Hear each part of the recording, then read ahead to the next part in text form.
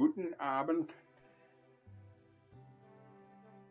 Sometimes it pays to ask. I went up to get my case of beer today and I saw another brand, a new one. And I said, what's the feedback on this? And the manager, she was lovely. She just went to the freezer and got me a free can. Send it down, 100% Aussie malt and hops. Huey, Goulburn, New South Wales, Aussie Pale Lager. Goulburn's sort of south east of here. It's a very cold place. This is an effing freezing S-hole here today. It is hideous. But Goulburn will always be much, much worse than where I am. I got Blaney just 40 minutes up the road. That is hell on earth in winter, that place. It's in a valley and the cold just settles in there and it never, oh, it's a ghastly place. Just up the road, so I shouldn't complain. So I might just open it and see what it tastes like.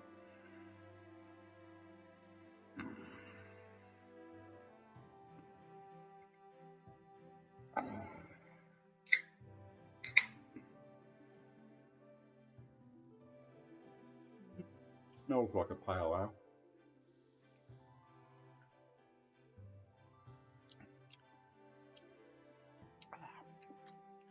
It's alright.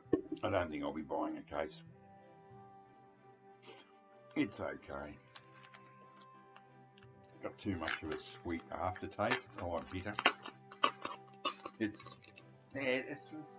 got elements of dry, which I don't like. Don't like those dry beers. And not only that, not only is it dry, once it's gone down the old throat, there's a sweet aftertaste. So this is not for me. So I'm glad she did this for me, because I won't. I'm glad I didn't buy the case.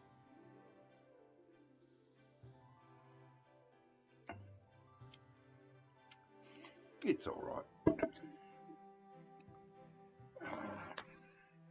I've just been watching a few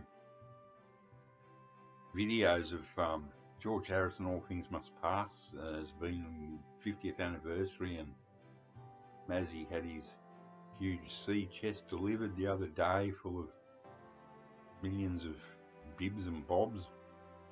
And there's this one poor bugger in the UK I just watched. So I had to make a video. He is a nice guy. He's a lovely guy. But, you know, he's got all the little box of, you know, Paul McCartney and John Lennon and all, you know, all those useless bloody things that have been coming out lately. He's got them all. And he said at the start of his video, he said, I was about to ring up Amazon and cancel my order for the Blu-ray discs of All Things Must Pass, but then the package arrived, so he couldn't even cancel it. So then he put on a brave face and said, I'll open it on video. And you can see he's disappointed straight away, you know, like he opened it and, ooh, it's a bit smaller and oh, Christ, the poor guy. And what he paid, you know, I think was it was more than I paid for a scam I fell for a few days ago, twice what I paid for it, which is probably going to turn out to be a scam. I consider the money I've lost, if I've probably lost it, to be a lesson. I've never been scammed before. It just caught me at on a weekday where it just wasn't compos mentis. But it's sort of taught me a lesson. There's no point in digging up the past. All I wanted it for was to look through old home movies. And then I thought about it. Most of them have passed away. All my pets, they're all dead. Half my girlfriends I've had in my life are dead and gone. It's bloody. So I thought, maybe it's worth, you know, maybe it's best. Maybe it's for the best. I do tend to waffle, you know. So, yeah, and he got this, and he's opening it up, and it's this little tiny, that wide and that big, you know, it's the cover. but with green trees or something. And you can see he was so disappointed. And he's putting on a brave face, and then he opens the box, and it's got this ghastly yellow. You think these yellow videos I make are sickening? You wait till you see the inside of the Blu-ray box. Oh God! And I turned it off then, because I'll try and catch up with it again tomorrow. I was feeling sorry for him. You can see the disappointment. You can hear it in his voice, but he's putting on such a brave face. And he read the tracks listing of all 5 Blu-rays, and it's got things like outtake part 3 of some song, and then it's just like, why the hell would you want to listen to that shit? I'm so glad I'm not a Beatle nut. Thank God. A Beatle nut shot and killed John Lennon. A Beatle nut almost stabbed George Harrison to death. Beatle nuts are bloody crazy, man. Rolling Stones fans, and they just laugh at their favourite group. Mick Jagger's a joke to be laughed at. So's Keith Richards, Charlie Watts. What a dork. Bill Wyman looks like the creepy old pedophile gym master at primary school. You can't take those pricks seriously.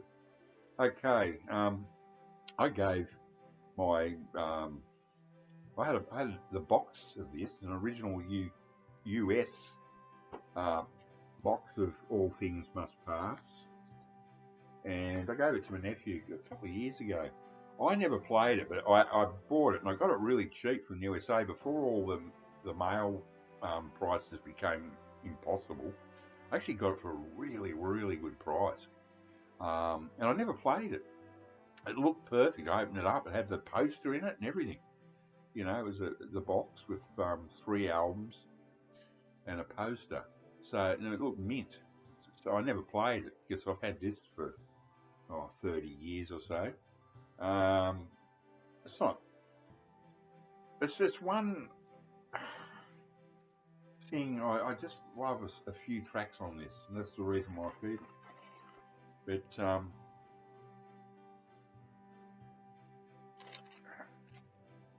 this one is highly collectible because someone's written on it.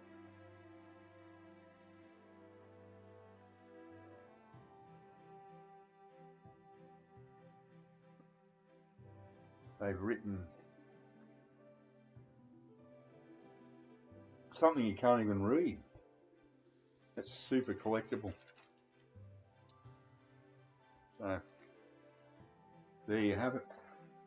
I'm the only person in the world that has that copy, and it's got the wonderful Ashwoods sticker inside. So that's an Ashwoods famous second-hand Sydney record shop that went out of business a few years back, but they were in business for 60, 70 years. Famous. It was crate digging heaven, that place, or hell, depending which way you looked at it. Yeah, I thought that writing looked familiar. That was the one thing wrong with Ashwoods. They got a pencil, a thick pencil, like a carpenter's pencil, and scribbled the price on the label, so you couldn't, sneak out with it. But somehow it's not offensive because it just summed up this dirty, dusty place full of scratching, junky guys behind the counter and old blokes. It was just great. Unfortunately, I had a massive gambling problem in the 90s and sold off the majority of my vinyl there, but I always got really good money. When they saw me coming, they'd just tell him, out of the way, come on into the office. Straight up, every time he saw me, the main buyer, and he gave me good money for them. But the depressing thing was, I'd be walking down the street later to go and gamble away my pay packet on poker machines, and I'd look in the window, and there'd be all my albums in front of fucking Ashwoods in the glass, and I'd go, oh fuck, there's my mono bloody here's the Vanilla Fudge, their first album, and it was so depressing. It was a very bad time. Yeah, there's nothing else to add. I've got to admit, I have never played this ever. Apple Jam. Never played. No one's played it. Whoever owned this originally hasn't played it. There's no scratches, no fingerprints, and no spindle marks. It just looks bad. You know, you just tell by looking at it. You think, why did they do it? Bit of ego, yeah, I would say. But look, you know, it's the only solo album by any Beatle I own, and I guess side one's pretty much perfect from memory. But have you any time, My Sweet Lord, Wah Wah, isn't it a pity? Yeah, I love that. What is life? Love it.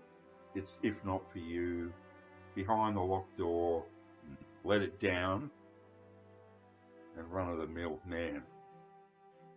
Just for that, you know. And then side three, Beware of Darkness, Apple Scruss, I absolutely love. That's my favourite track on there. But then, and then All Things Must Pass, and got the Near the Heater. Holy shit! I hope I haven't warped it.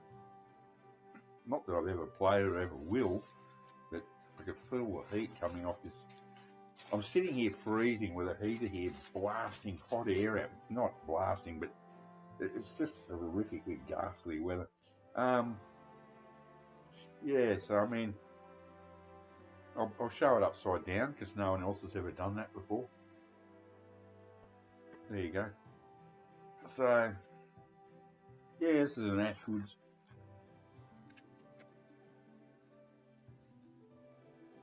Happy memories. See, I love that stuff. I mean, memories. It came, someone sold it at Ashwoods.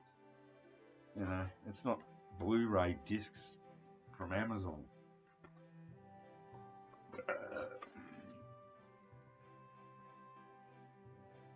Yeah, they only wrote on the one disc, the first one.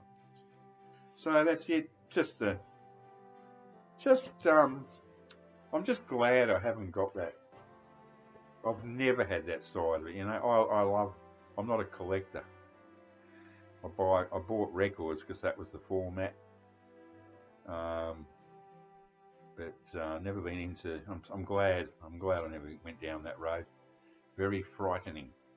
Anyway, folks, all things will pass.